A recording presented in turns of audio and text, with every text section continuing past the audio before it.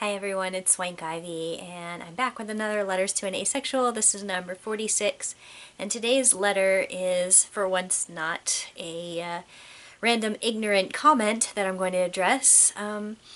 I got a request in my comments to make a video about a particular subject, and it turns out I really haven't explicitly covered it in a video before. I've definitely written about it before, and I believe I've touched on it in other videos, but I might as well make a video that addresses the subject specifically, which is about how sometimes people will say, "You're just too pretty to be asexual," and I'm going to address several aspects of that comment that are terribly wrong, and maybe some corollaries to it. First, I'll read the actual comment. I got this on one of my videos. The person said, "What about this one? You're too beautiful to be asexual. Personally, I think beauty doesn't have anything to do with any sexual orientation, and it is somehow superficial to think about that. I would like you to make a video about it." So first I would like to say a couple other asexual people on Tumblr and in other places have discussed this, and I saw a particular post that I'd like to bring up here. If you've ever seen the movie Who Framed Roger Rabbit, some people were saying maybe Jessica Rabbit, Roger Rabbit's wife in the movie, is asexual. And they were saying that that was the case because, you know, her attraction to her husband was thought strange by a lot of people because he was just like a goofy cartoon character, even though she was this extremely beautiful, sexually attractive woman, and her reasoning behind why she liked him was just, he makes me laugh, and she was never really shown to have any attraction to anyone in the movie. It was just a lot of people attracted to her. And of course someone popped up and said, well, it's impossible for Jessica Rabbit to be an asexual character because she's literally a sex symbol.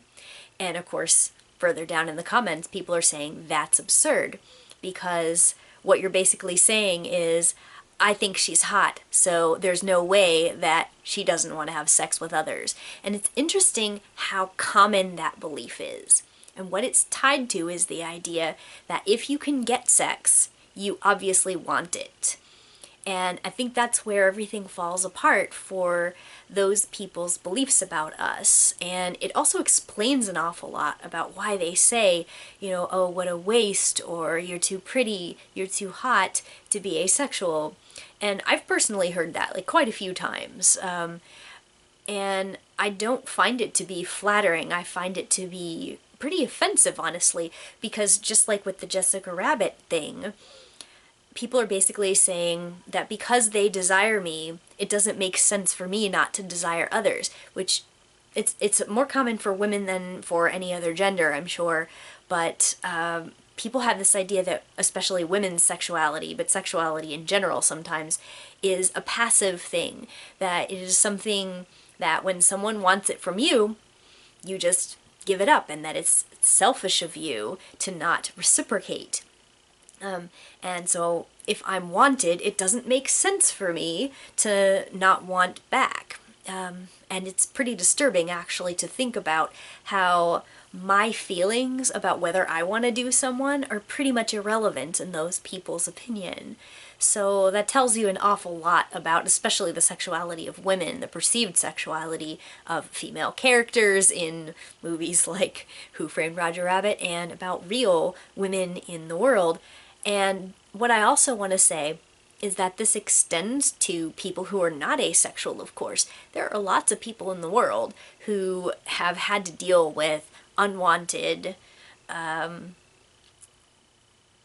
attention of this sort. And, you know, when you get unwanted advances, it's very uncomfortable, but especially if you're a woman, you're usually expected to handle it a particular way to make sure that the ego of the person that is propositioning you is not hurt in the process of rejecting them.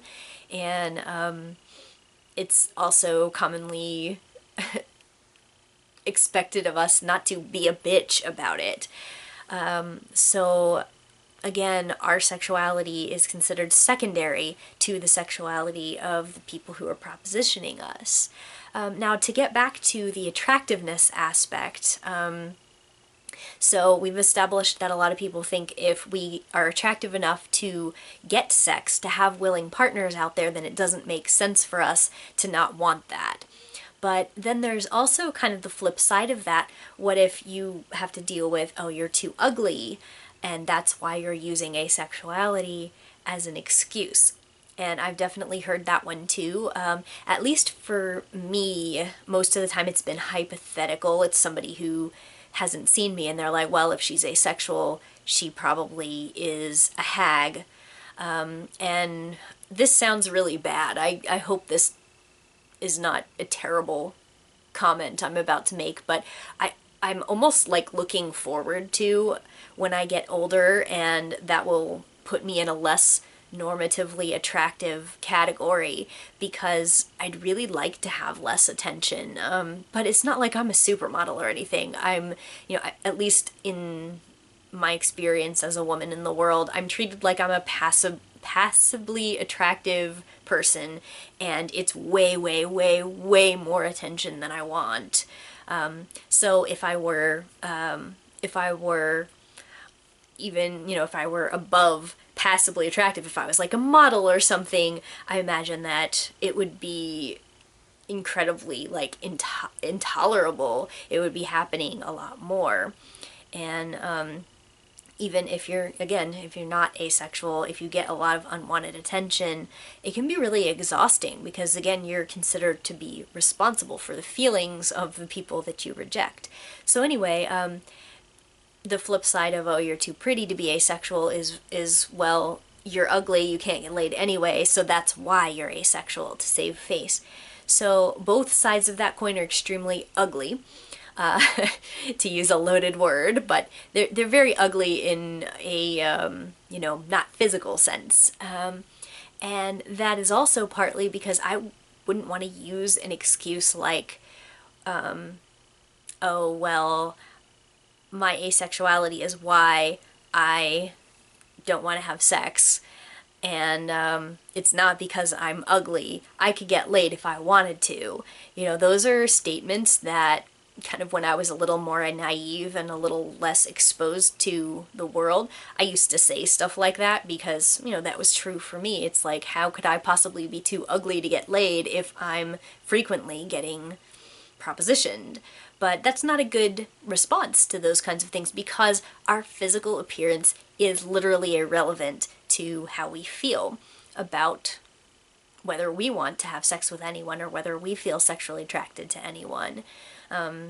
And again, I will continue to specify this. This is not just for asexual people. There are plenty of people who are not asexual who do experience kind of normative sexual attraction, who aren't therefore obligated to accept advances for people that they're not attracted to, or people that they don't want to have sex with for other reasons.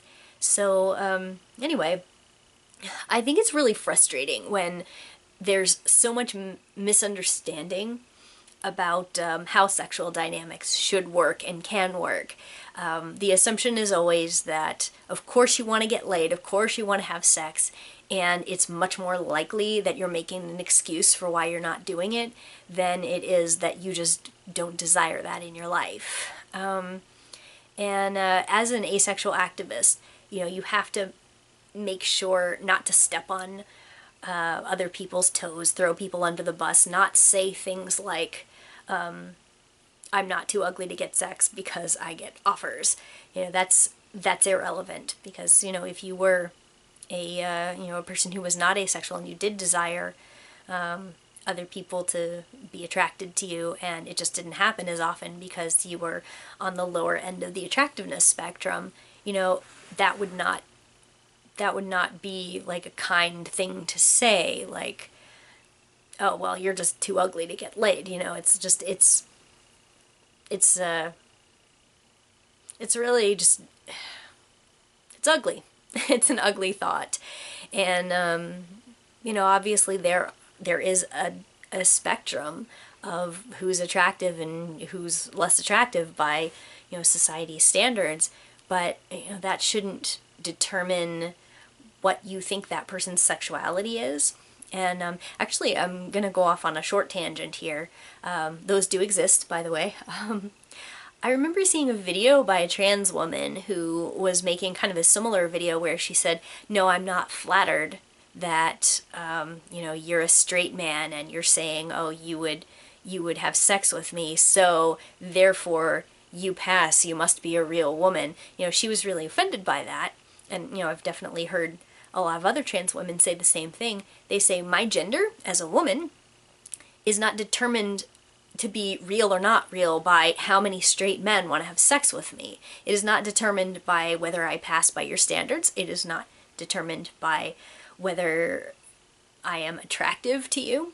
That is not my purpose as a woman. My gender is something that I feel and something that I experience. And similarly, for asexual people, our orientation is something that we experience. It is about our attraction experience, and it is not about whether someone would do us. So finally, I will wind this up by saying that when I hear somebody say, oh, that's depressing, you're hot and I would have sex with you, but you're asexual, boy, that sure is disappointing. I feel like that is extremely objectifying. I mean, I guess that's obvious, but being called a waste is really, it's an awful thing to feel that your existence disappoints someone because you won't have sex with them. Like, I've even heard this said, not in a specific fashion, where this guy was saying, even if he didn't personally have a possibility of having sex with me, he found it depressing that no one was going to have sex with me, and therefore I was a waste. That was the word that he used, is waste. And that's it's hard to get across how, like, what a sinking feeling that caused for me when I read that. I mean, I know there are people out there who believe that about other people. Specifically, it happens more with, like, men devaluing women as, only seeing them as valuable to the extent that they can be good mates, but, not that other genders don't do this, but that, I guess it's a more common dynamic where we'll be rated by numbers by these pickup artists and determined to be worthless after we've gone past 30 or something like that. I don't know, they have all these rules about what makes us valuable, and it's always based on our attractiveness or our perceived level of enjoyment that we can give them as a sexual partner. And just the idea that I was reduced to this really gross concept of, that it's so disappointing that I couldn't be somebody's partner or couldn't give someone a good time, and that therefore I was a waste. That was just, it's really disgusting. So I will close this video by urging you to, if you understood what I'm saying in this video, don't ever even make the joke, because people are really saying that to us, and it's such a gross idea. So please don't make assumptions about people's physical attractiveness having something to do with their sexual orientation, and don't use it to shame people. Don't use it to say that it makes no sense for them to be whatever sexual orientation they are, if you perceive that they could get more partners of a type that you believe is more appropriate for them. Like, just basically leave people alone and stop trying to make their sexual orientation about other people. It's not. So keep that in mind anytime you might have the inkling that this is an appropriate thing to say. And I will see you guys next time. Thanks for watching.